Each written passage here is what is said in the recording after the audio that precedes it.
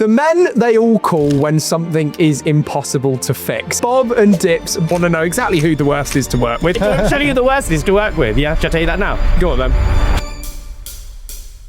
Matt rang me because I think the keys were locked in the M5, and then after that it was just everyone else. There's 278 million views on my work across all YouTube channels in 2 years. I don't know what he does. Absolutely no idea. You just see me sitting there on a keys and breaking into cars or something there. I was trying to weld and I just blew a big hole through the wing, and I was just like, I really need Bob right now. Where do I start? Bob, you must be now itching as much as you recall the Lamborghini's wedges of cheese, something like that, coming to the channel to take on. Can't think of anything worse. I have no interest in it. Like, I was always happy with my bike and, just going to work and enjoying it. I've got a David Lloyd gym membership. You've changed, though. Have you ever had to ask for work, though, to be cut out of a video? Yeah. No, so it's usually videos. I'm like, listen, just please delete that. One that sticks out in my head was when I was doing the radiators, when we were flying the radiators, putting them back and forth. That entire thing was such a nightmare. And then on one of the tricks, the men they all call when something is impossible to fix. Bob and Dips, both of you have sat in the back of this van before. Yeah. But on your own, individually for a Road to Success podcast, understanding about how you got to where you are today. But I have always wanted to sit you together in the back of this van because I knew it was going to be an hour of absolute carnage. So I think what we'll do is kick off with Bob and ask, do you remember the first time you ever met Dips? yeah, I do actually. You were just sat in the car. I knew who Dips was, but you're sat in. I don't know what car it was. It was definitely about Matt's new unit. Yeah. It would probably be the Revolto. No, it was before that. Oh, I don't know which one because they all look the same to me. Which is like fast cheese wedges. Cheese wedges. And yeah, but like I'm reasonably quiet when I'm working. I just kind of stick my head into my work and stay away from everybody and just like do my own thing. So I would have said hello and introduced myself and stuff, and then just let you at it. I just thought he was arrogant. Yeah. Did you? Yeah. No. I thought we had some early flipping drama there. So you met, what, 2 years ago now? A year ago? Oh, no, about a year ago. Yeah, something like that. So I've been working with Matt 2 years, actually. 2 years today is when I did that Gallardo guy. You wrote the date down. No, it came up in my... He's tattooed it on his arm. And how long have you been working with Matt? Don't know, about 4 years maybe, something like that. Because I know the first automotive YouTuber you really did any work with was Matt. Before then, all of them started dropping into your DMs. But was that the same for you? No, so it was Chris that rang me first, and then I worked on his Audi TT, the fire damaged one. And then Matt rang me because I think the keys were locked in the M5. Well, we thought the keys were locked in the M5, and then after that, it was just everyone else. Yeah, we're going to go into everyone else today because you've pretty much done jobs for absolutely everybody, and I want to know exactly who the worst is to work with, who causes you the most trouble. That's exactly what they asked me not to ask. Tell you who the worst is to work with, yeah? Shall I tell you that now? Go on then. You. You walked into it. Oh my God. Since you two have met, what was the first project that you were on together? We don't really work very closely together because it's two different ends of the spectrum. I'll come in, I'll do like the structure and stuff, and then I'm like usually a lot of steps before you come in. So I'll make it into the shape it should be, and then you get to running. So like I don't know what he does. Absolutely no idea. So you just see me sitting there on a keys and breaking into cars or something there. Obviously, it's two completely different things. But is it really that alien to you? Because you're obviously mechanical and technical to be able to do what you do, far beyond both of you where my abilities are. But is it still really alien to both of you? I have no idea. Like for me as well, like watching him do what he does is like, it's mind blowing. Like just to see his mind, he'll just like, I can see him just like, you can see the cogs just go in and you're like, flipping, that's good. Do you know, the way that he does it, and he makes it look so simple. That's the crazy part. I was saying to Bob the other day, I was just we got the welder and everything, and I was trying to weld, and I just blew a big hole through the wing, and I was just like, I'm so glad that wasn't my Ferrari when it was just a separate wing that we had, and I was trying to weld some aluminium on it. And I was just like, I really need Bob right now because I don't even know what settings I'm supposed to be pressing on this thing. So you've had a go at doing what he does, not very well. But have you ever had a go at doing what he does? Yeah, it's easy. You just whip it down. Clear codes. Press a few buttons, clear codes. Clear codes, done. Well, you seem to make everything look easy because since both of you were last on, quite a lot's happened in each of your respective lives. Dip, since you were last on a year ago, you've acquired a Ferrari, which is I don't know if I'd call that a Ferrari because it is a Ferrari. It's but my chassis number. Yeah, that's it. But it's not really a very clean one. And since you were last on, you've gone from 100,000 subscribers to north of I bet you know the exact number as well, but north of 200,000 subscribers in like 3 months. We just a few minutes ago we hit 230,000. That is amazing. Yeah, it's insane. I've not seen really any kind of growth like that. It's And I find very weird. also you've managed to kind of carve in your content of recent a completely different style to a lot of the channels that are out there as well. There's so much entertainment levered into it, and you get so much of your personality pulling through as well. But Dibs, it's been a while since you last uploaded a video, and people know that you bought a Ferrari. So what is going on with it? So I've just been that busy. I have recorded it. I've recorded everything. I've probably got about 4 videos that I just need to edit and upload. I just have not had the chance. Depending on when this podcast goes out, there might be one out already by then. So I'm going to kick my ass to this weekend, actually sit down and edit a video, because I'm not as rich as Bob. So he has people that do the editing for him and everything. People like me, who are just there at the bottom, have to do it all themselves. So I might just that's the first time anybody's ever referred to me as rich. From the guy who owns the Ferrari. Good feeling, isn't it? I've just seen my van. Yeah, I looked at it, I was like, he does welding. Why is there so many dents on it? Oh, that's perfect. But you're referring to yourself there, yes, in a jokey manner, but I'm down here at the bottom. I'm this guy, I'm that guy. Yet you're probably the most well-known car auto technician in the country. You created a huge personal brand for yourself, got into all of the right doors with all of the right people, all the right channels to allow yourself the opportunity to do something like take on projects of yourself and a Ferrari build for you. But just how screwed is that car? It's bad. It needs a lot of work doing to it. So we noticed when we pulled the engine out, there was loads of things like bolts were loose. The gearbox wasn't even mounted on one area of it. Like the mounting point of it, there was no bolt in there. The engine had loose bolts on it. Like the sump bolts were all loose. So I'm glad we've took all that out. The framework was completely bent. So we need to get Bob in to work his magic on that as well. But yeah, it's going to look good when it's done. And I think we've got thousands of signatures on it now as well. And I've got a feeling that hand. Yeah, and a hand. I was wondering, I was like, whose hand is this? Whose hand is it? Like, it just clicked to me when he said that, it's his. Yeah, there's a lot to do on it still, but it's going to look good when it's done.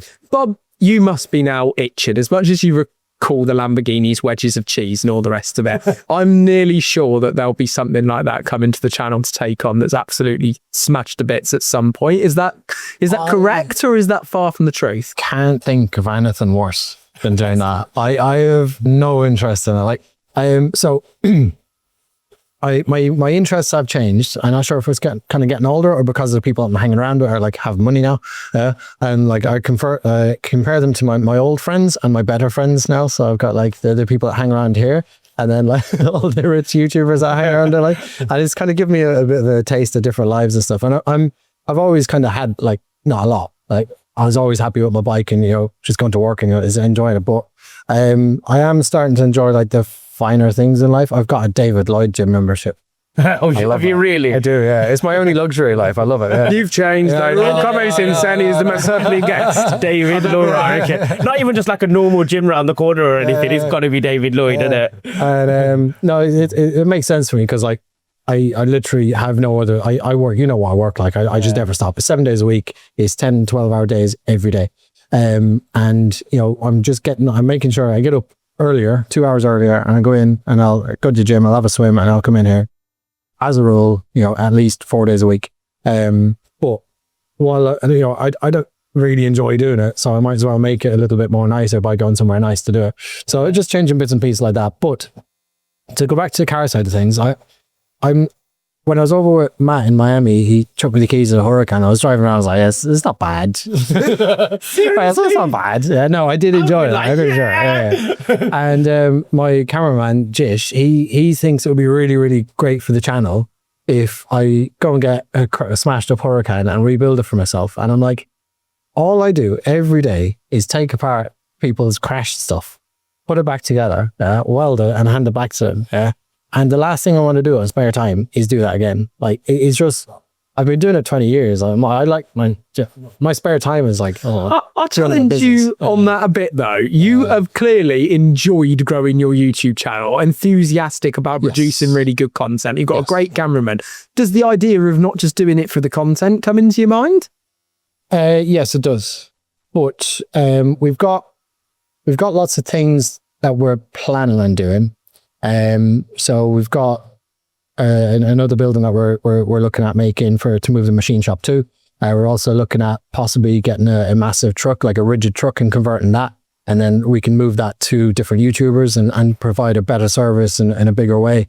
And like a mobile media kind of a thing that you can move around, like camera stations, all the rest of it. So all sorts of fancy stuff. I'm more interested in building that because that's it's not just repairing another car. It's it's woodwork. I get to learn more doing that than I would rebuilding another car. Like, cause there's no difference in any car to me. Like you can have an old Volkswagen T5, crashed, or you can have a Huracan crashed. It's still bent chassis rails. It's still a radiator. It's still panels. It's still lights. It's still the same. It's the same stuff. They're all the same. Have you They're different shapes. only necessarily learned that to its fullest extent since working with the YouTubers, like both of you? Has it opened your eyes to the fact that a Ferrari that's worth 300 grand is wired the same as something else? So for me, I was working on supercars before the YouTube stuff. It became more obvious when obviously we started doing the videos and everything, but it's always been like that for me. Like, a car is just a car, but I still love cars. So a Lamborghini is a wow thing for me. It's not just a normal car, but when I'm working on it, it's just a normal car because all I've got to do is fix the fault that's on there.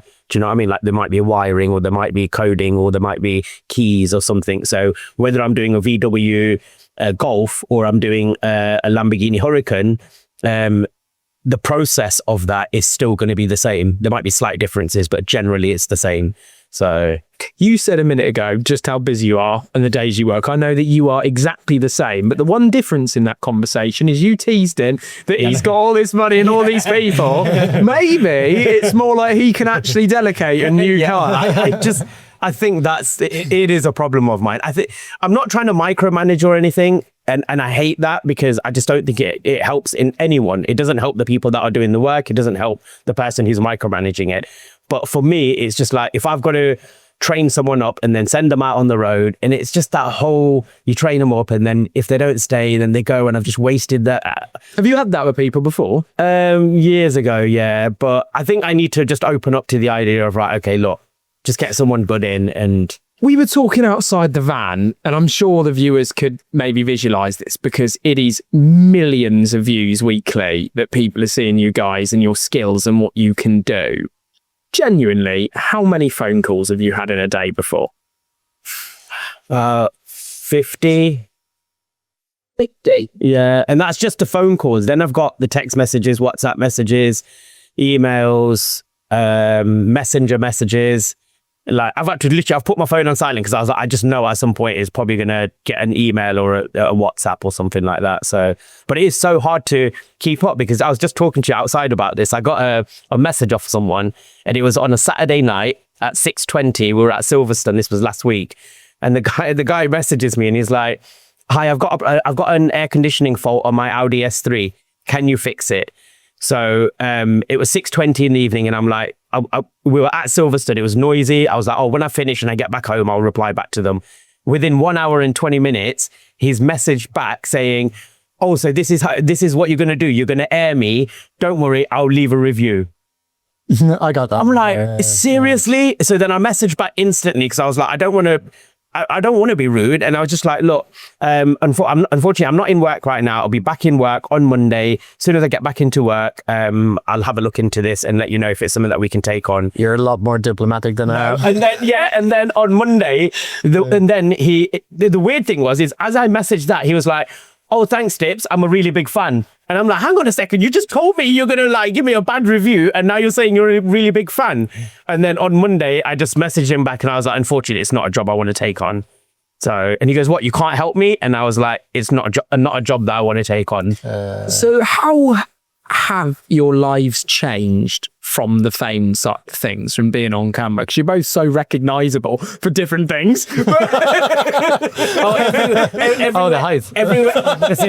Everywhere I go, women are throwing bras at me. Oh, Dave! No, it's not. Nothing like that. You're totally naked. But is it changed your lives positively or negatively? Positively. Yeah, absolutely positively. I'm not one for fame. I'm very much like keep to myself kind of guy. And when I'm out and about and somebody comes up and introduces themselves to me and wants to take a picture or whatever, yeah, brilliant. Absolutely. I can't say like, oh, I love it, enjoy it, I get excited about it whatsoever, but it's really nice to know that somebody's out there and kind of appreciating Supporting it, yeah. Yeah, supporting it, appreciating your work and that sort of stuff. And it's really good. It made me very uncomfortable at the start. I didn't like it. And then I kind of realized that you're being a bit of a knob. Like they're coming up to be nice to you. Yeah. And like they're you're really happy for your success. Give them your time. Yeah, exactly. Yeah. And I've had to kind of train my brain into stop being kind of introverted around that sort of stuff and just like, yeah, no problem. Take 2 seconds, introduce, always ask the name. Yeah. You know, say what you're doing. Why do you watch the videos? Why are you interested in what I'm doing? And nearly 100% of the time, they want to do something like that themselves. And, you know, that's been my career for years now, is just teaching people that had a bit of an interest and how to do stuff. So it's just a continuation of that. And the other side of it is the opportunities that come along with that as well. Like Tips was saying, like your phone never stops. I've had to like put auto replies on every platform to funnel everybody to a business WhatsApp. I'm so glad that I'm not the only one going through that. I was like, I'm struggling so much because I'm trying to reply back to people, and then you'll send them a message and then it's like, oh, I need another message back. And it's so hard to get it all to one thing. What I've done is like auto replies. Yeah. This is the number and this is how you ask for a job. So what we do is we say, send a video of what you want doing. Yeah. Make it no longer than a minute long because I won't watch it. Yeah. Yeah. Because there's this guy who's like, oh, I've got you some welding to do on my bike. It's a 1947 BSA. I'll show you. And he turns around and he opens the back door of his garden. He starts walking to his shed.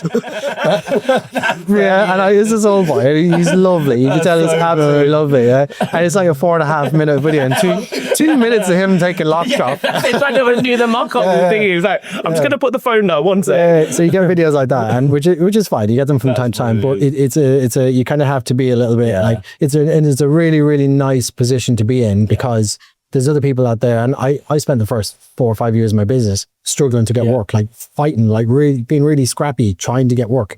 I remember going to boot fairs, boot sales things, car boot sales, and standing there. They just steal them. Sorry, it's just like it's a really we don't really have a whole lot of car boot sales in Ireland because when you go to a car boot sale, it's a really strange like culture there because it's just like one person sells their crap to another person and they sell it. I don't think anything ever leaves a car boot sale. There should be a YouTuber car boot sale, cars and parts and everything would be moved around everywhere. That's hilarious. So I went there, I was handing out leaflets, I was going to different car meets and bike shows, and I had a plot of all the local bike meets in all the different pubs in the area, and I'd go out to them. I went cycling one time because my van blew up. It was the middle of COVID. We were just coming out of a lockdown. I had no money to repair my van, so I jumped on my bike and I cycled from here to Coventry on the canal routes, handing out leaflets to body shops, teach them how to weld. And like I was scrapping for work, just like absolutely just pay the rent, keep the doors open, that sort of stuff. It was misery. And now there's people still out there like that will be having that sort of like having to scrap, and people that are starting new businesses and this and that, or maybe haven't dialed down the admin side of the business, like what you're saying. Yeah, you've got inquiries coming from all directions.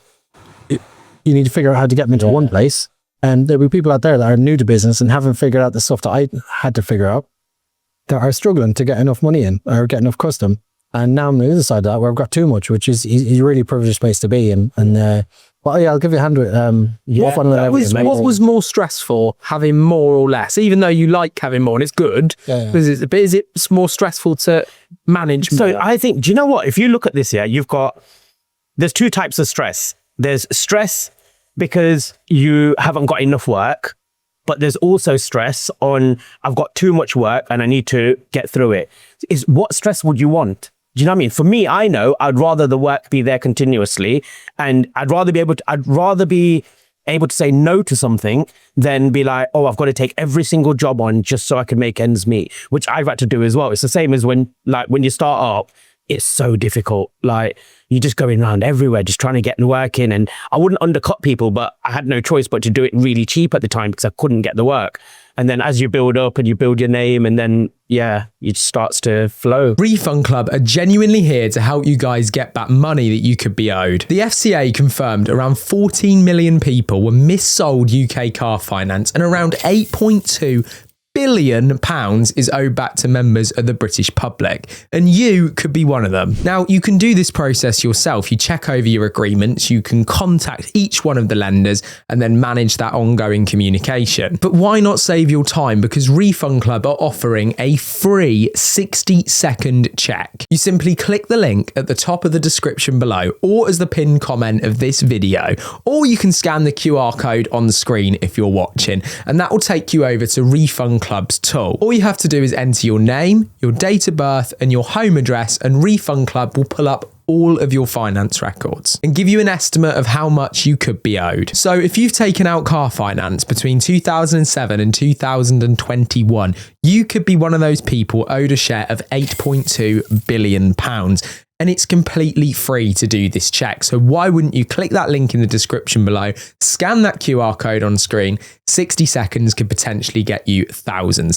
Thank you again to Refund Club for not only helping our audience save money, but for sponsoring this video. And we were talking outside the van about, could you guys, because you've pretty much been on everyone's channel. I mean, you had a front bumper off a Bugatti Veyron in your hand the other day from another YouTuber, Mark McCann, who, if you haven't seen, everybody was on the podcast with Jane just the other day.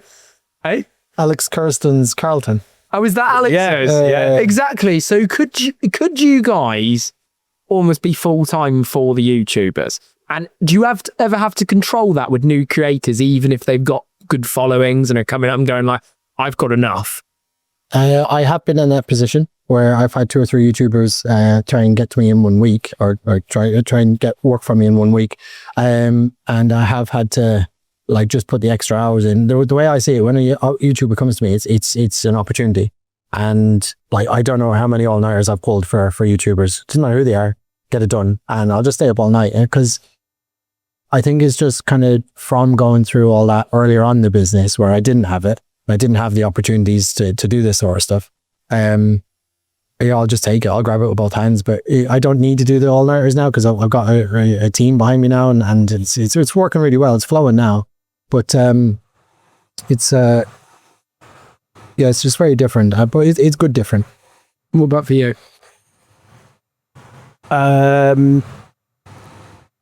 It's something that I'd like to do, go full-time, have it as full-time, purely YouTube. But for me to show the videos, I have to get the cars in, which means I can't only be doing YouTubers' cars, I've got to be doing everyone else's jobs as well. But could they fill your time? YouTubers, yeah, easily. But the thing is, I have to sometimes say no as well. Not say no. If, like with Bob, when you got like 4 or 5 YouTubers that want a job doing in that week, but they're all around the UK, but I have to get my paid work done as well, because if I don't, then I don't pay the bills. Do you see what I mean? So I have to do that. And it is an opportunity for me as well. When I go and do like Mac's work, Chris's work, Mark's work, if I go, and I said this before, and I'll openly say it, is if I go and advertise on Google ads, it's going to cost me so much money. If I get on a video and it goes out to millions of people, it works but for both of us. Do you see what I mean? In my eyes, it's the perfect way of advertising, really. It's how the transaction is done. Yeah. So some YouTubers are bigger than other YouTubers, and some YouTubers, like a massive YouTuber might have a very small job that might take a few minutes, or a smaller YouTuber might have a huge job, or vice versa. And then it's kind of like, right, I could go and do this massive job for a small YouTuber. I need to charge him. How much do you charge him? Do you do it at cost? Do you do it free? It's kind of weighing up, and then what are they expecting from you? Yeah. And it's I'm finding that hard to navigate, especially because my channel is growing so much. It's like people who are used to do jobs for free just to try and get on their channel and grow. My channel is now bigger than theirs, and I'm like, now it's kind of an awkward conversation. I'm like, now I kind of. It's fine. They'll all hear you say it on here now anyway. I'm always straight out with her, because I don't have the memory to lie to somebody, because they could call me out in about 10 minutes. I'm like, huh? so I'm just like, right, I'll do as much of this as I can for as cheap as I can. This is what I think I can do it for. If it goes beyond that, then this is what, it might cost you. And beyond that, this. So giving kind of bands, I think would be fair. So like Matt, like everybody's like this, the comments in about me in Matt's videos are just wild. Oh, Matt should build me a car and all that. Why should he build me a car? Like, first of all, I don't want a car. Second of all, like, I don't deserve a car because I was helping him out. That being on YouTube with Matt and the opportunities that's opened up, even working with other YouTubers. For example, when I first started working with Matt on his Gallardo, there's 278 million views on my work across all YouTube channels in 2 years. I've got a playlist of them, and it's not just Matt's channel. It's Save and Salvage, it's Chris, it's my own, it's Professional Idiots, it's all the channels. I've been on like 15 or 16 different channels. That's amazing. It's 278 million views as of last week or something when we last counted it up. And it's kind of I'm getting a huge amount of work flowing towards the business. We've got that WhatsApp that comes in, and then the boys take care of any like bits and pieces, jobs, and like the HMRC series and stuff that's going really well. Yeah. And we're just working on loads of stuff for people all the time. But costing up for jobs is always kind of a really I don't know how to do it, and I don't know where I sit within their head as well. Like how much what they're expecting. What is am I an asset to their channel or am I not? Or like, are they expecting me to do it free? Or if I ask for, if I put in a cheap price, are they going to go, who's this fella think he is? Yeah. And be offended by it. And then sometimes I'll put in a price and they're like, that's way too low. Like, just charge properly. I'm like, oh, I didn't know. It's always a kind of a thing that I'm trying to figure out, but I'm straight out with them. I'll give them a phone call or just say, hey, look, where are we standing on price? Just get out on the table and talk about it. You guys are obviously extremely talented in your individual fields. I'm going to think of this almost like sportsmen. And there'll be so many people, because it's an automotive podcast that follow Formula One here. And even in F1, you can have some of the best drivers on the grid. George Russell, Max Verstappen, Oscar Piastri at the minute isn't really performing. Charles Leclerc isn't really performing, and there's a bit of pressure. In front of the cameras, when the cameras are on and everyone's on and your phones are ringing off the hook from other work and customers, and it's like all this pressure. Are there times, because you're doing something that requires so much problem solving, where you do actually the brain's just not working? Or are you guys just, is it like putty? Do you never have a problem? Rarely. And when I do, I kind of notice it. So I do experience burnout, but a lot of what I do is repetitive. So fixing the front end of a Ferrari here last week, it's box section, welded together, put it into a bit of measuring tape. It's like, I've done it so many times, I kind of know what to do. And I find when I've burnt out, I can kind of sit in that and still maintain my, not maintain, but still kind of truck along. I get very slow, but I can still get the job done. But some people are affected by burnout a lot more than I am. You burnt out? Yeah, I think for me, it's not, yes, the burnout, but for me, it's more about if I'm doing a job and I have to really concentrate on trying to figure something out because I've never done it before. And it's maybe some coding or trying to code a module or just anything like that. And then my phone's going and I'm like, oh, I'll ring them back. And then they're constantly ringing. Then they'll message and then you get another phone call. And it's just like, I feel like just screaming, like, just leave me alone for a moment. I just want to concentrate on this thing. And sometimes it's so difficult because you've got the camera on you. You're doing something you've never done before, so you might make a mistake, but you know that on camera, I don't want that to be seen because then people will be like, oh, look, he doesn't know what he's doing. And I'm like, I'm human. Do you know what I mean? I've never done it before. When something goes wrong on camera, that does bother me. I want you to be honest here. I know you always are, but I can tell you track the figures. Like, you track the figures, you track your playlist, you're very organized. How much do you track the comments when you've been in a video? I am aware of pretty much all of them. Have you got better with dealing with them, or have you always been sound with dealing with them? It's a learning curve. It's a learning thing. I'll kill you. It's trying to get into the mindset of somebody who says stuff like that. Like, some of the comments are wild. The hidden comments are the best. That's the first place I go. It's crazy, isn't it? Vile sometimes. I'm like, why did you? I haven't found that section. No, I think don't. I had a hard time. Yeah. The lad that had some money that had a bit more opportunity than everybody else. Yada, yada, yada. Go on Matt's channel. Starts to do the videos. So many people loved it. They got to just like, oh my God, they're actually like, fair play. He's actually pushing the car. But it took a long time for people to get with me that fair play. I remember once sat with Matt and I went, oh, the comments weren't too bad on that video. I think it was Jonesy or something, just opened up like the hidden like ones that YouTube had censored. And I went, oh, wow. Like, and they don't usually get to me, but like that was an eye opener. I can't, yeah, you found that then. Oh yeah, I found that. Yeah. So my camera guy, Jish, he's got his own quite successful YouTube channel anyway. So he knows everything inside out. As I say to everybody, I've been doing what I do for a very long time. I've not changed anything. The only difference is I've got a really good cameraman with me now, and that's what's made everything explode. But he knows his way in around all the rest of that stuff. So he showed me on the first video that we put out. He's like, oh, this has been said. And I'm like, Bob, your hair is gay. I was like, I get a lot of that. I get a lot of that. And I usually just like anything that like is like really. There was some fella saying that my hair, I look like a puff or something. And then we went onto his channel after that comment, and it's him talking about some deodorant, but he's in a blonde wig. Yeah, and I was like, "What is wrong?" I was just sitting there. I was like, "These people are amazing." It resets your brain a bit, doesn't it? Yeah, I can't get into the headspace of some people making these comments. Like, it's fascinating. Sometimes Even have time to read the comments. So when I first started getting on the videos, other people's videos, I was going through all of the comments. As soon as I see dits, I'll be like, "Oh, quickly read it." And then now I'm just like, yeah, I just leave it.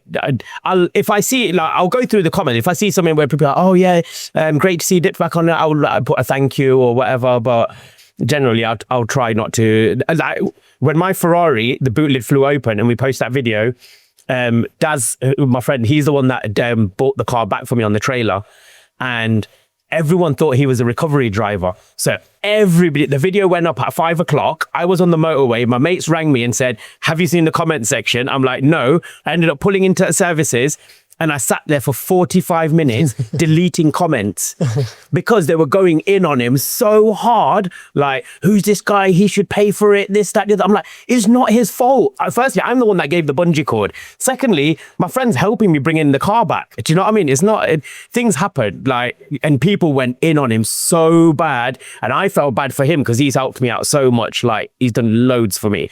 And I'm like, oh my God, I feel really bad about this. And I sat there, I deleted 500 comments. I had to delete 500 comments out of that video, and I honestly, the funniest one was someone put on there that you should the African recovery driver should pay for the boot lid. And firstly, he's not even African, yeah. He's not even African. He's from Barbados. And secondly, he's not a recovery driver. He's just my mate bringing the car back. Do you know what I mean? But some of the people go in on comments, and it's like, oh my God. And at one point, I wanted to like reply back to people, and everybody said to me, just ignore it. Do not reply back. Because I wanted to tell people to, like, do you know, you were wound up, yeah. Yeah, I was really wound up. And everyone's like, just don't respond, because the minute you respond to one, it will just come back at you again. Have you ever had to ask for work though to be cut out of a video for fear of like the comment section because you just made a mistake or got something wrong? Yeah. Yeah. Not even for thinking it wrong. Don't look to me there. Should we answer this? I'm trying to think. I've said no. So it's usually on Matt's videos, yeah. When we're, just you joking around and stuff like that, yeah. I've said stuff, yeah, and I'm like, Jonesy, just like, don't put that in. A lot of stuff gets said behind the camera. Yeah, I'm like, listen, just please delete that. And I'll say it so that when Matt's editing it, he'll see it on the video of me saying, listen, please don't put that in the video. But yeah, it's just all like banter, do you know what I mean? It's just generally like fun stuff. One that sticks out in my head was when I was doing the radiators for in Miami, and we were flying the radiators back and forth. That was such a nightmare. That entire thing was such a nightmare. It just went wrong for me. I'm not sure. Did anybody watch it? Yeah. I see that. So we had, everybody thought that I was just flying back and forth for weeks. Yeah. I did 2 trips. I went over with the radiators, knowing they wouldn't fit. Yeah, because Matt brought me these crash radiators to you. Yeah, the bed. They were all sorts of shapes. Yeah, and I was like, I'll do my best, and we figured it out and kind of got them close, knowing they wouldn't fit. We'll bring them back to America. We'll mark where they won't fit, and then we'll modify them back at machine shop. And it's easy because we're going back and forth anyway. Yeah. And then on one of the tricks, it got, I don't know, launched out the back of the plane or something, whatever. Yeah. And the thing broke on the end. Yeah, it just started leaking a bit. Yeah. So I was like, fine, it has to get record. Yeah. And next thing, the comments, oh, they didn't pressure test it. They didn't do this. They didn't do that. I was like, oh my God. And at this stage, I'd kind of grown a bit of a skin to like not really worry about it too much. But my way of dealing with them, because I don't like deleting comments. I think that's like in your case, yes, absolutely. It's just abusive. Especially when you're protecting your friend. I think it's obvious when you start deleting comments. Of course, you can't be on the comments for 24 hours a day. You're going to miss some of them, and then people will pick up on stuff, and then they don't see it the next day. It's heed the noise. So I'd rather explain to them. So I just had to copy paste his message saying, hey, thanks for watching. This is what's actually happened. And we did pressure test them when we did this, and then he just got damaged. Hopefully that explains it. And thanks for watching. Hopefully we can do better for you next time and all the rest of stuff. And then you got such a sweet reply after that from your person who thought you were an awful cock before. Yeah. And they wrote, no problem, but we just didn't see it because it wasn't in the video, and we love your work and all the rest of stuff. And it completely changes. And I put a lot of time into that. Now, as you're right, I do spend a lot of time in the comments because I want the culture within the comment section to be positively good, and like have a good kind of culture within, as I said, put culture within the comments. And the only way of doing that is those people who are being nasty, instead of hiding them or deleting them or giving a bad response, actually kind of try and bring them on side and almost make a follower or subscriber from them, and hopefully a supporter. That's why I spend time in the comments. And could everyone subscribe to P1 AutoKeys channel and the Machine Shop channel? Machine Shop channel as well. Could you all subscribe to Road to Success podcast? Yes, it's got Ben Fowler, I've heard. Really? Ginger laugh. Did you guys watch much YouTube prior to doing what you're doing? You didn't watch any? Nothing. I used to watch car electronics stuff a little bit, but didn't watch any of the automotive YouTubers, like none of them. And then slowly after Chris's, I started watching all the others. Then I just went through everybody's back catalogue. Just spent like days just watching every video that they've produced. Matt's one, I ended up going right to the beginning. I was like, right, let's just watch all of these. Chris's went all the way down. McCann's went all the way down. And I was like, these are brilliant, these guys are. Because you knew you were going to start doing work. No, I just really enjoyed the videos after seeing like the odd one here and there. And you're like, actually, these guys are really good. I feel bad now. I've not watched any of them. Is it? No. I've watched quite a lot of videos. I don't really watch TV though, mainly just like YouTube now. Like I literally don't watch TV. Your escape's like heavy metal music, right, and stuff like that. What makes you think that? Because there's cymbals, drums, and photos of you with your eyes backwards on socials everywhere, and all the chains hanging off off the buildings and everything. Yeah, he's flipping all about it. Yeah, pretty much. It's more. I'd say the majority of music I listen to, it would be kind of metal based, but it's not like screamy, heavy, angry dad kind of stuff. It's very, very extremely varied. I want to come to one of the gigs one day. Can you imagine me at one of their gigs? Yeah, he'd send you. See, you look happy right there. Yeah. We're in a great moment, but it's not always like that. No. You said on one of the last podcasts, I don't think there's any car that I can't fix / repair. Oh no, I take that back. There's loads of cars I can't fix. But is that just I didn't say that there's a car I can't fix. Is that I got married into a short. I don't think there's any car I can't get into. Okay, but up until I'd say that point, and we're not having a go. It's like a couple of cars, and you're doing stuff that's non-standard, as you said. You're trying to figure out something that's never been done before. But is the problem for you hybrids? Like, are they a completely different kettle of fish? Yes, they are. There's a lot of technology between all the different manufacturers, which is very different, and there's some bits that are very similar. So it's like me having to learn everything again. Do you know what I mean? Like, I learned everything on the 12-volt system. Now I'm having to learn everything on a hybrid system, and it's a whole new ballgame. And I didn't want to go into hybrids. What are some of those differences? Just how everything works. Like if you've got on a normal car, like a 12-volt car and a combustion engine car, you've got 12-volt battery, you've got an engine, and then you've got your electronics inside. Yeah, everything's on 12 volts, 5 volts. On new cars, you've got a hybrid system. So now you've got an ECU for that hybrid system, which is talking to the ECU for the combustion engine, which is talking to the transmission control module, which is talking to the body control module, it's talking to the instrument cluster, it's talking to like talking to the suspension, is like everything's talking to each other. And if there's one thing that doesn't like what it's seeing, it just shuts the whole system down. And then you've got to sit there trying to figure out what's been done to it before you even got there, because someone's tried to play with it. Do you know what I mean? We used to have this thing that me and my old boss used to say all the time. The cars used to go to all the other garages in Leicester first, and then they used to come to us. And what we'd have to do is undo everybody's work, put it back to how it was where it wasn't working, and then try and fix that problem. In the same way that you probably get it, where someone's tried to fix something themselves, but they've actually made it worse. So what you've now got to do is take everything that they've done off and then start again and then put it back to how it should be.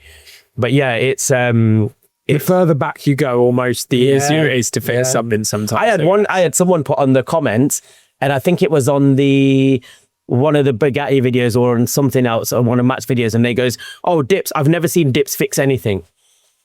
I was just sorry about that. That one. And I just replied back. I was like, well, clearly you've not seen all the videos that I've been on. And that was me being polite. I really felt like telling him to F off. Like, honestly, I'm like, mate, I worked my ass off here, yeah? And you're telling me that I can't fix anything. I mean, things do happen. Yeah, maybe I can't fix everything, but... No, I don't understand. I remember when we're on the you worked on the 296 black Ferrari thing. With the big ones there. You're working around the... That's not an act. What? The Black Ferrari thing with the big wings. Have you been doing this a year now? Just still know what they're called. I have out of all the supercars, I have the least amount of interest in Ferraris. Oh my God. Well, you could have to repair mine soon. So, it's a half electric thing. Yeah. The wiring, and you're working on like the driver's side front wheel. Yeah, there's a lot of electrics and stuff hanging down there, and you had all sorts of machines hanging off, and it looked like you were going into operation. You're pinning things out, and I was just like staring at it. I don't know. I'm going back to welding. It's crazy. I don't know it's what's crazy. going on. But the thing is that's what does me more than anything is when you get these nasty ass comments here where people are just like, oh, you don't know what you're doing, this, that, the other. And that's one of the main reasons why I don't really like reading the comments. Was the 296 the worst for that? I think the 296 as well. Because we tried to do the Revolto, couldn't do it. That's only because the software hadn't been developed for us to even reverse engineer anything or even do anything. Crazy. Again, the same with the 296. If we changed the wheel, we knew the wheel was obviously needed replacing, but we didn't know that a second-hand wheel wouldn't work or the second-hand wheel would also be damaged. But if we did, then that would have been fixed and that car would have been running there without it going to Ferrari. Do you see what I mean? So these problems ever mess with your mind and you think the manufacturers are then going to attempt to make it even harder than it already is? Manufacturers are always trying to make it harder. They will do everything in their power to make it harder. I agree with that, because a lot of the conversations that happen at the moment are about the right to repair. Yeah. And in Europe, there is a right to repair. You should be able to, and in America as well, I believe. You should be able to fix your own car. And I think that Bugatti get around it by saying, you can fix the car, but we have to do it for safety reasons. Yeah. We'll sell you parts, but you're not allowed to fit them. That's what effectively what they're saying. Which for me goes against the right to repair. I think manufacturers have always been trying to make it hard to repair your own car. Yeah. They've always done that. In my experience, I don't think that's a recent thing. Like, I remember when I first started messing around with cars with my dad years ago, there was like a multi-spline bolt on the back of a caliper on whatever car we were working on. I'd never seen it because I just thought used the normal 6-sided hexes, but there's a multi-spline. I said, what's that? He goes, it's multi-spline. They started putting on cars years ago, so anybody who wanted to change their own brake pads couldn't. You had to bring it back to the manufacturer. And that was like probably back in the 80s and stuff, like cars from the 80s. And so they were at it then. And then I remember we had a Citroen C5 around the year 2000, and it was the first car we ever had with a common rail diesel. And something happened. It went into limp mode, and my dad went looking for the cable, the accelerator cable, because every car we ever had was an accelerator cable, but now it had wires. And it's just about, and of course nobody could fix it. Nobody in Ireland can fix it. Or what you do? You have to bring it to a trailer like 4 hours to a specialist. They're at it then. They've always been doing it. I don't think anything's changed, but they are. It seems a bit more malicious now, especially with the Revuelto. that was a nasty thing to try and fix, especially because Lamborghini couldn't fix it either. This is the thing, because you spend a lot of your time, right? Explain the rest of your time away from YouTube. So you spend a lot of your time in main dealers, right? Fixing problems they can't fix. Yeah, so it's often things that the dealers probably could fix, but it's going to cost them a lot more because they can't go down the route of repairing. They have to replace. Do you see what I mean? So dealerships will be like, okay, this module's faulty, or there's a broken wire. We're going to have to replace the whole wiring loom. Whereas with me, they can call me in and I can repair that wiring loom, or we can repair the ECU, or we can exchange. Like, I'll give you a perfect example is BMW. If an ECU fails on it, their solution is replace that ECU. Whereas what we can do is go and get a second-hand ECU and then clone all the data from one to another. So one, it saves the customer money. Two, it saves the dealership a lot of hassle. So there's pros and cons to both. Do you get snuck into dealerships? Yeah. Fair, maybe too. It's Really? good though. Yeah. In what way? Evenings and weekends when there's no one around. Is that There's a lot of it's not? Is it because you're a non-tech going in there? Is that because the service advisor doesn't want to admit defeat to someone else? A lot of dealerships don't want their customers knowing, or don't want people knowing that they're getting outside help, because people expect the dealer to be everything done in-house. So if you've got a specific, how do I word this? If you've got a manufacturer of supercars from Italy, and you have your car, and it goes wrong or crash it or damage it, and you bring it back to where it should be repaired, the official repair center.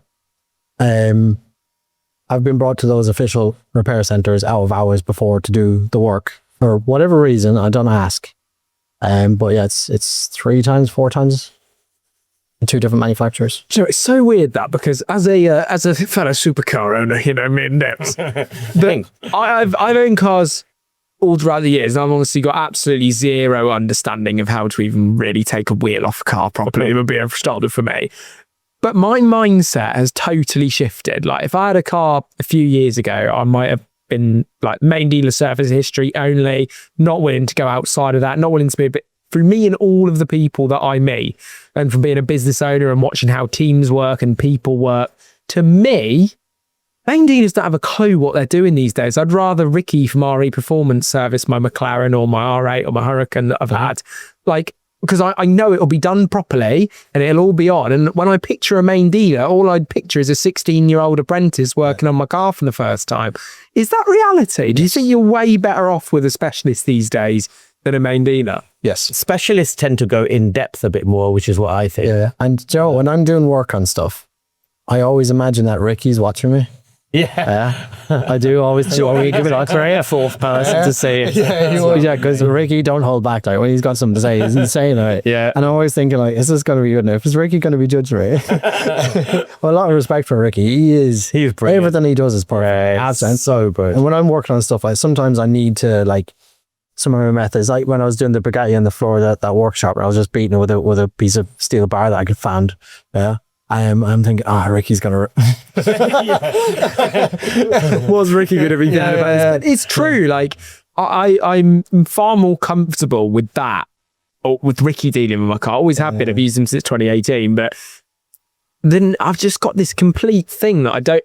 Other, to be fair, than Lamborghini Leicester, who to me they actually really look after as a guy that's absolutely fabulous. Adam, who's always been something. He's like an exception to an otherwise weird rule. I remember I was in a Ferrari dealership once, and I had a 458 Spider, and there was like a little instrument cluster on the roof just in the center. It's got 2 tiny lights in it, and one of those lights was flickering.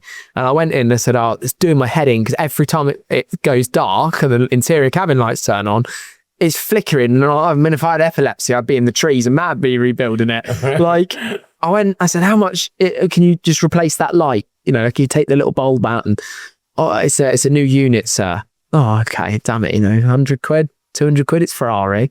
£795 for a piece of plastic with 2 lights in it. So I said, John, mate, I'm going to stick a bit of gaffer tape over that and just tape it. I mean, he looked at me like he'd never heard anybody say that before in his life. And like, but I think due to everything that you guys do and the people that you guys work with, the work that Chris does, Matt does, also Alex does, everybody does, I think the general consensus is that more people are probably having a go at working on their own cars and just going to specialists and things like that. Yeah, definitely. And I'd like to know how conversations are changing in the upper rooms of these manufacturers, especially with the Bugatti thing, because that has gone so bad for Bugatti.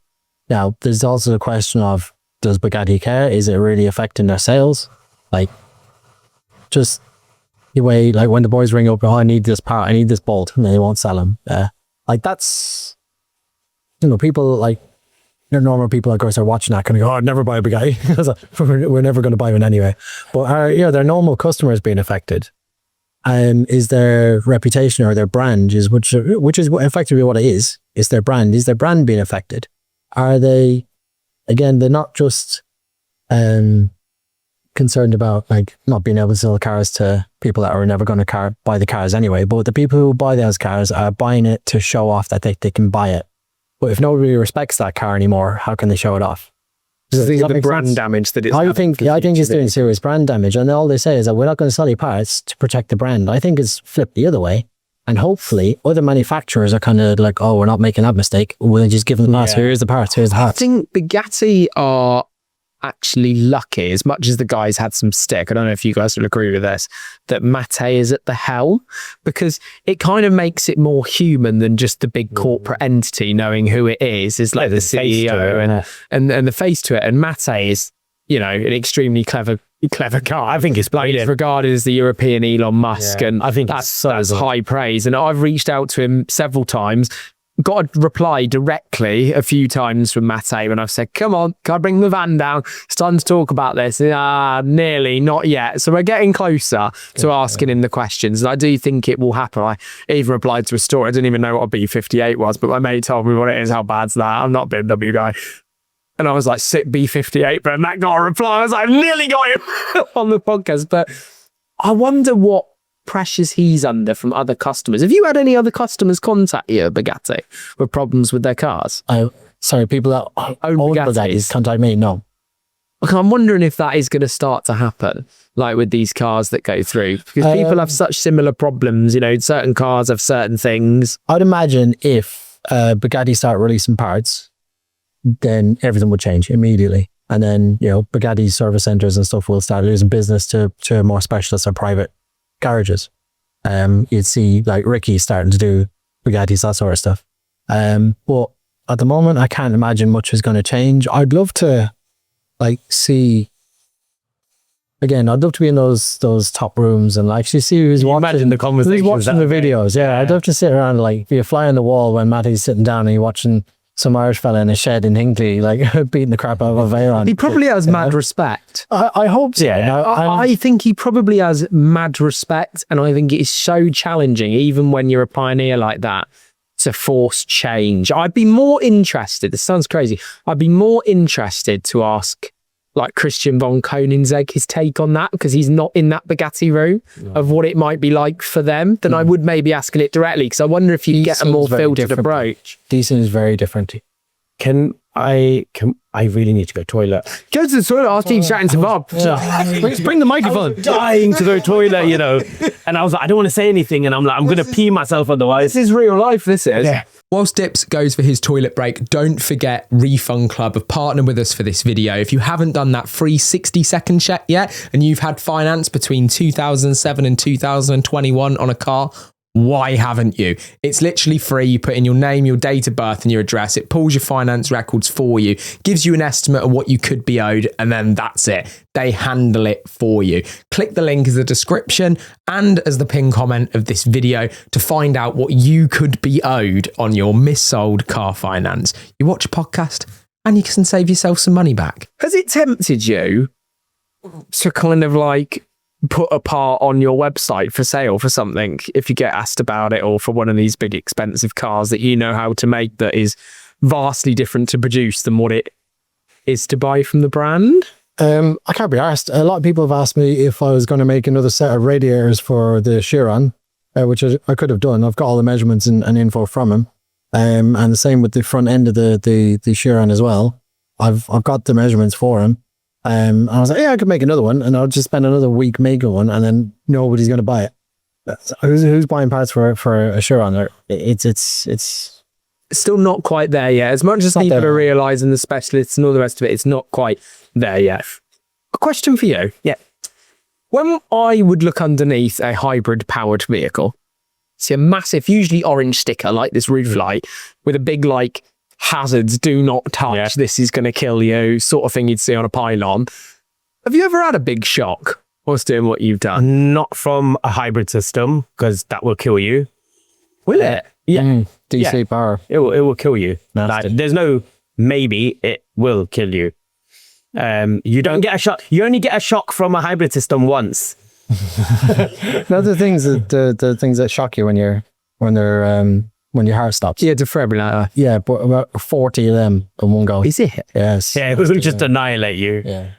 that bad? Yeah. So you've had like little shocks and stuff at work, like cars. Yeah, one of them ones. You know, You're wiring a plug in the house or something. Yeah, everybody's got electric shocks. Yeah, that's a 9-volt battery. Well, could it be easy to get that wrong if you didn't know what you were doing? Yeah. So do you think with maybe more people taking on their own builds and stuff like that, that there could I think be as long more... as, so look, if you're just randomly pulling cables off, not doing it the proper way, there's a big chance you're going to hurt yourself.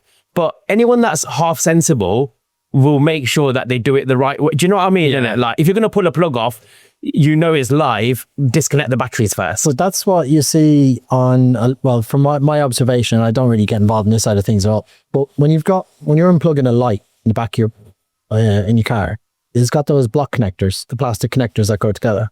And a lot of the EV stuff is like that as well. Yeah. So when you're unplugging a battery, they've got shrouds and covers and stuff over them. Yeah. So when you pull them off, there's not really any exposed live wires that I've seen. Yeah. Big orange cables and stuff have big terminations on the end of them that are kind of like plugged.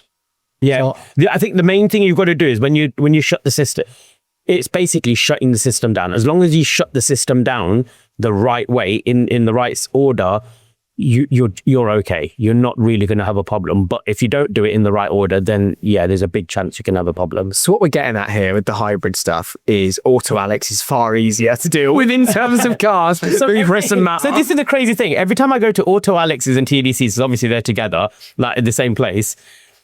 TDC's work, every time I go there, it's like a 5-minute job. It takes me 2 hours to get there, yeah? And I'll go there and it'll be like, yep, there you go, that's done. I'd quickly solder that and it's done. But every time I go to Matt's, Chris's, or anyone else, it is like, I've just got this crazy thing I've got to try and figure out. And it's like, I've never done it before. And I'm like, I don't know what I'm doing with it, but we'll give it a try. But yeah, Auto Alex's TDCs are generally, I'm going there tomorrow actually to do some stuff as well. But yeah, their stuff's all right. It's because it's a lot more old school stuff as well, isn't it? So there's less things that are new technology on them. Just like customers, how different are the different YouTubers to deal with? They have to name any names, but are they quite different? Like how some of them will message you like, I need this done yesterday, and oh, we're doing this in a week. Yeah. Yeah. Anyway, are there any projects that both of you have done that's come from someone coming through the roots of watching you on YouTube that you think, oh my God, this project should be on YouTube? Yeah, but a lot of people are quite media savvy now. So a lot of it is in some way. Yeah, but a lot of the stuff that I'm doing now, to kind of go back to one of the questions I asked earlier, could I be full-time YouTuber? I'm pretty much full-time YouTube now. And then I kind of give the boys a hand as well. Because Machine Shop's like a team of 6 of us now. And I'm kind of 90% YouTube now. And then my 10% is helping them. Well, we had a Ferrari in a week ago, a blue one. I don't know what it was. Portofino, yeah. A blue one. And he was just building it because he enjoyed building it. And he had no like media savviness whatsoever. But I made a YouTube video of it and it did really well. It's like 300,000 views or something. But people love watching Bob fix supercars. Yeah. And I have no interest. I wouldn't make motorbikes. So when I put motorbike stuff out, it gets like 30,000 views or something. So I was like...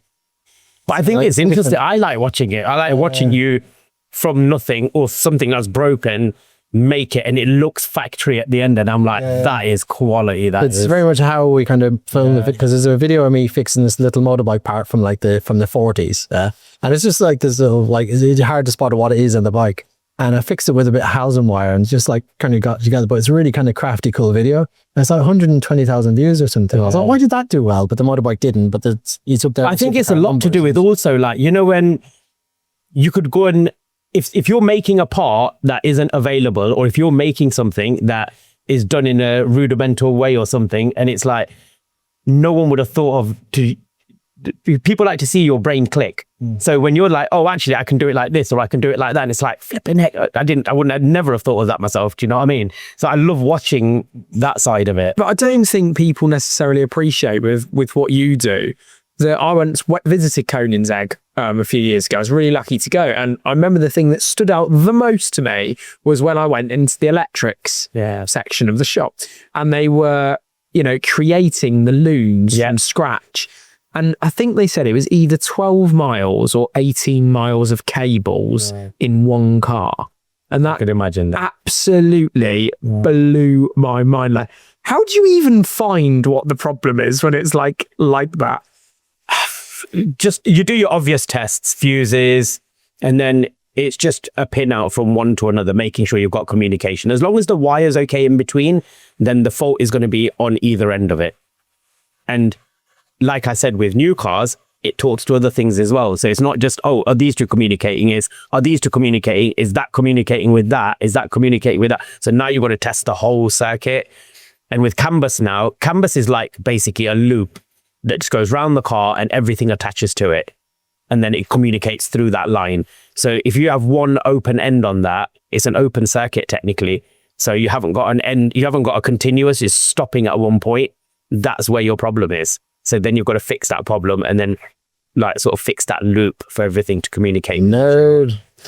I know, proper geeky. You teach people, see, I'd say the biggest difference between like you guys from the way that you work's perspective is you're very open and regular to training people. What? It's like when you just say, I can train someone to do that. I remember it's still stuck with me that you explained to me MIG weld and TIG weld in the last video. MIG weld's larger and TIG weld's smaller. And I remember it. Like even me who doesn't know how to do something.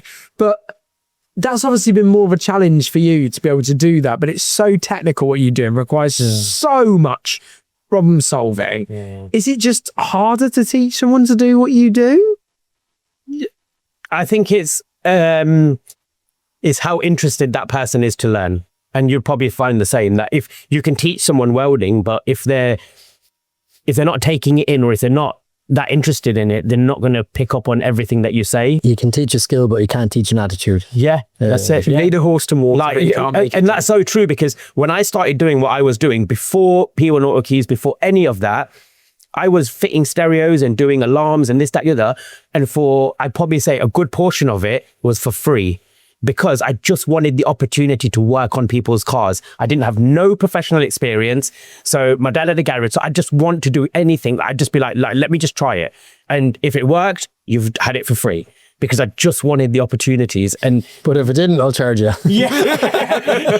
If it didn't work, it wasn't me. But yeah, it's just that. It's just like, you've got to want to learn. And if you've got that attitude of like, I want to learn, you'll succeed in anything. But that opens this question. You touched on it earlier, which is you're starting to get that. And it's probably very alien for you, especially the way that you are, because I think the most common comment on the last podcast with this is like, Bob is so down to earth, Bob is so humble, Bob is like, there was the most frequent comments, and you know that actually probably sectioned them into files, of which comment was one. But there is a point that when you start surrounding yourself with the guys that are seriously pushing, which is why a lot of them have got to where they've got to. I noticed I speak to people every single week that are overachievers, that push, that have achieved something really special, no different to you guys. When you start surrounding yourself with more of those people, do you end up like, even if you're like, oh, not that I'd never leave my current friends, it's wrong. As you said, you end up with two groups developing. Yeah. Yes. Have you kind of found that to be the case? And has that like enriched your brain? Has it allowed your brain to breathe a little bit more? For me, massively. So I've got like my friends that are, I work with are like just the most brilliant people in the world. They are absolutely amazing. I love them to bits. But my new friends, they're great, and I'll never leave them. And all I want to do is, like, if there's most of the people here, and I know it's a terrible business practice, but most of the people that work here, I know them socially first, and then I'll approach them and say, hey, do you want to do a few hours? Yeah. Instead of saying, oh, I'm going to give you a job. Because then when you've hired your mate and turns out that they're a bit shit or a bit lazy, or you find out something about them professionally, and then you have to sack them, it ruins everything. But if you know your friend and you kind of believe in them, you know their attitude towards work, and then you can kind of offer them a few hours, and then they're brilliant, and you offer them more and more and more, and just kind of bring them in that way. That's how all these people got here. So my friends I here, I'll never leave them behind at all. So behind, I want them to, I'm bringing them into the building and into the business together, and grow together, and bring them on to the next place and the next place, and just bigger and bigger and bigger. With the YouTube side of things, I've spent a lot of time, not a whole lot of time socially with any YouTubers. When I go over and work with Matt in Miami, it's like we'll go to where we were working on the car, we work together, and then we go out for dinner and stuff, and it's not like we're sitting down playing FIFA or anything like, because we're nothing in common really. But it's nice to hang around and see how they think, and like the numbers that are being thrown around the table, and their discipline, and like they get up in the morning, they go to the gym, and you know they want something to change, they make a change. And Matt Jones, like we've spent a lot of nights together. Oh yeah, working. I'm doing all-nighters over Matt's place because I need to get a job done before I went to another job the next day. But he's always asking questions, and he'll come up with some sort of an abstract, thought or a question, and he's trying to like see how your mind is working, not as a test, but it's just kind of see if he can learn something from you. And he's got lots of unique ways of thinking and good questions. Yeah. And I like spending time with Matt Jones. He's a really interesting fella, and he's just wired like business. He's a benchmark. He is the benchmark in how to be that second role on the chat. That for everything. He's the benchmark for every single person I've ever taken on. He could be one of the most infuriating, wind-up individuals I've ever met in my entire life, who is so good at getting to me. But I would love to have him sat on here, and I'm sure he will one day. He doesn't really like bigging himself up or talking about himself, but he's not. But like, he is the benchmark. I don't necessarily think, and you must see this from being close to him, I don't necessarily think that the audience appreciates just how talented he is. Like he does so much. Yeah, he's on the phone all the time. Like plenty of times I've seen it. Matt's outside playing football. Yeah, and Mat Armstrong's outside playing football with Toby or something, and Jones is on the phone and he's doing deals, and he's hardcore. Like he will not back up from anybody. Like he's savage. Like he's a savage businessman, and the business side of his brain is something that I'm very interested in. I want to sit down and talk to him more about it, because like I can weld cars back together, but like when you start talking about the money side of business and how to move things around and like taxes and fucking moving here and this and all fancy. I don't know what questions to ask him. Oh no, well, I know you're doing a series about paying back HMRC. I know. So to start. Would you agree with that too? Yeah. I've seen him like Full force. Yeah. Like I've seen him do camera work. Then he's sort of directing. He's directing things to like how he wants it. Like doing the deals on the phones with like sponsorships deals and stuff like that. And you're like, I don't think people see that. Doesn't make the camera, not even the Martu videos. He's absolute savage when he's doing it as well. If he doesn't like the deal, he's just like, nope, not happy with it. No, I'm just like almost like just back winter corner. He's brilliant too. What I'm trying to give value for the guy listening to this in the workshop or in his van on his way to the next job and all the rest of it is you guys have lived so many different versions of your lives. Do you think people just really out there haven't had this opportunity to work with people that open your mindset, are like so closed mindset compared to where they could be? Like, do you find yourself with people walking in your door constantly being like, no, like you need to open up your mind that there's so much more to what you're doing here. So I literally had this conversation with one of my friends. He's got ADHD, and I said to him, I was like, oh, if you do this will work for your business. I've just set up a new business. And he was like, I can't do that. I goes, why do you keep saying I can't do that? He goes, because I can't.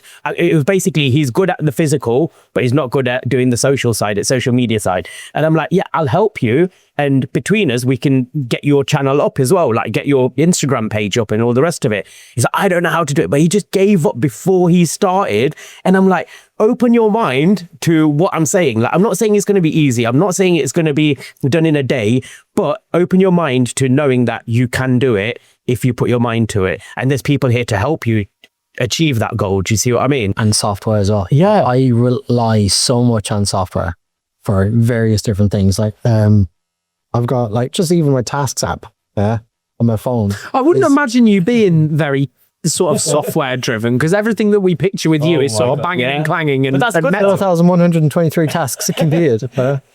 Everything goes, and then like everything's on spreadsheets. Everything's done by like I try and automate as much as I can.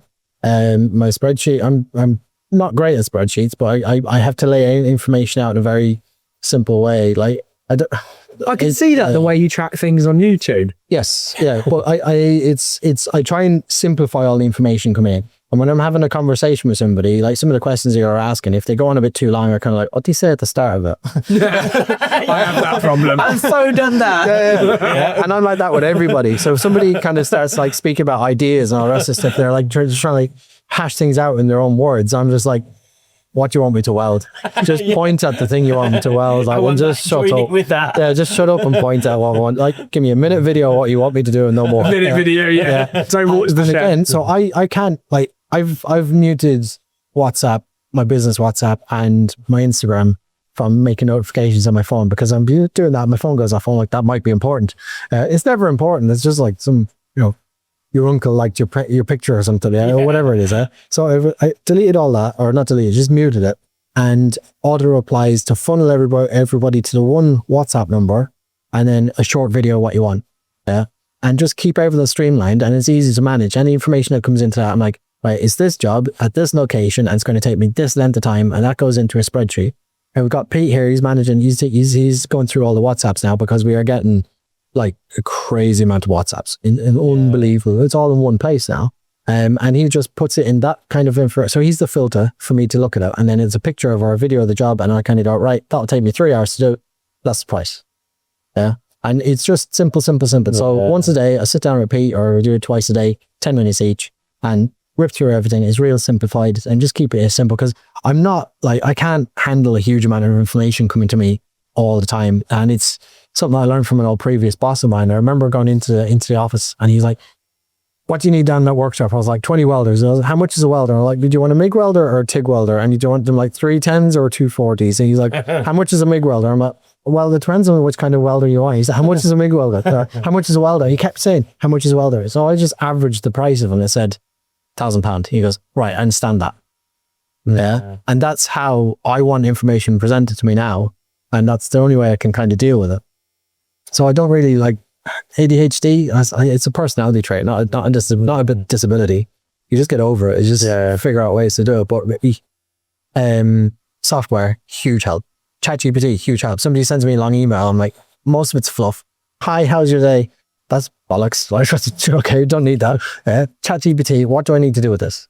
And then I'll say, they're talking about this. That's what they want you to do. And I'll say, yes, you know. I think people, wider amount of people, may have like a certain mindset about the guy that cracks and bangs hammers together and is welding, and it's very blokey, manly stuff. And traditionally, the stereotypical view of that would be like, those kind of people normally go, oh, that's bollocks. You've got a really, really open mindset to everything. Like, where we're taking on something new, or a new piece of tech, or a new piece of this. Have you always had that, or has that come later in?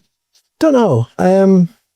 I don't know. If you're a kid, you're kind of like, my parents are very open-minded, extremely open-minded. And my dad was always like, what's new? What's next? Best next bit of technology, and kind of, when you're around that, you do kind of pick up bits and pieces of, like, even down to music. My dad's super open. You listen to anything, so I listen to any kind of music, and you never really want to. I only started using spreadsheets when I think it was about 26 or 27, and all I did was, because I had 22 lads in one workshop, and I was trying to manage them. I didn't know how to manage this. I just got stuck with a job, and I started making a calendar for their sick days and holidays and stuff, and it was just colours. There was no numbers in it. It was like, Rob is off on this date and that time. And it was simple as that. And I was, oh, it does a bit more and it does a bit more. I was teaching myself a bit more of the coding and stuff. I can't really do much of it, but now we do a lot on spreadsheets because it's just a very simple way of looking at information without any of the fluff in it. And we're using those bits of technology. I was like, oh, it makes my life a bit easier. I used to walk around with a diary all the time and I'd write down my jobs for the day, and then I'd cross them off, and then I didn't get done, I'd write them onto the next page. I was like, there's a way of digitizing that we can carry on my phone. It's not so much open-minded. It'd be silly not to do it. Is that hard for you to do without knowing how long something's going to take if you're a problem solver? Because in a day, I can book in 4 jobs, 5 jobs. And if the first job doesn't go according to plan, that's the rest of the day completely messed up. And how often does that happen? It happens. Like, it can happen. So what I now normally do is if I normally do a job, I normally allocate whatever time I think it's going to take for that job. Plus and 20%. Yeah. And I literally, I'll leave like about half an hour, 45 minutes between that and the next job for travel time and if anything gets delayed. If within say I'm doing one job and I said it's going to take an hour, if I come to like 45 minutes and I know that I'm going to need another 30 to 40 minutes, I will ring every other customer and say to them that, right, I've been delayed, because I know it's going to knock on. And by the time I get to that last customer, it's not going to be 30 minutes late. It's going to be 2 hours late. So I just make sure I'll try and ring them. So the worst thing is sometimes I'm so engrossed in the job that I actually forget to ring the next person. And I look at the time and I'm like, I'm supposed to be at his job right now. And I'm quickly ringing him. I'm like, I'm so sorry. But what do you do? When you got that much work and that many people coming in and that many things to juggle, and it's the type of work you're doing is problem solving. Yeah. It's like you're an athlete in your own industry. Like, it's not like a one size fits all. But it's For a second. but it is in the way that like every day is almost like you're up against it. Yeah. You've got to like get to the end of the day and you don't necessarily know it's always going to go smoothly. So many people wake up and go to a job that most of the time they know is going to go smoothly, but that really isn't the case with you two. But that's why you live really unbelievably interesting, fascinating and crazy lives, which enables me to talk to you and ask lots of questions, even if some of them are a bit long. So Dips, well, thank you for listening to my questions. Thank you for talking to each other. I'm sorry about the height difference, Dips, on this camera because I know how bad it looks. So hopefully most people are listening in the car. Thank you for both coming in the back of my van. That sounded horrendous, didn't it? We'll see you again soon. No, thank you.